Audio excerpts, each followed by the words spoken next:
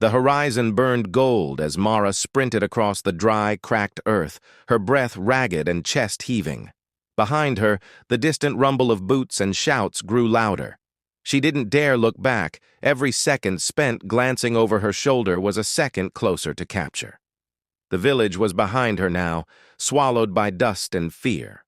Her heart pounded not just with the exertion of running, but with the weight of everything she was carrying. Secrets that could topple tyrants, memories too painful to keep, and a desperate hope that she could survive the night. The sun climbed higher, merciless in the cloudless sky, casting long shadows across the barren landscape. Mara's legs burned, muscles screaming in protest, but she forced herself onward. She had promised herself she would reach the ridge before sunset, where the cliffs met the sea, and perhaps, just perhaps, freedom awaited. Hours seemed to stretch into an eternity. She stumbled over jagged rocks, slid through dry gullies, and waded briefly through a shallow stream, her clothes heavy with mud and sweat.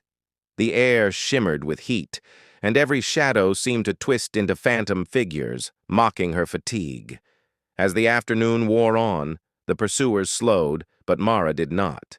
She could hear their voices, but they were muffled, distant, almost swallowed by the wind. Something primal drove her now, the instinct not just to survive, but to outrun the fear itself. Finally, as the sky began to burn with the first hints of sunset, Mara reached the ridge. The cliffs dropped sharply into the ocean below, waves crashing against jagged rocks with a furious, timeless rhythm.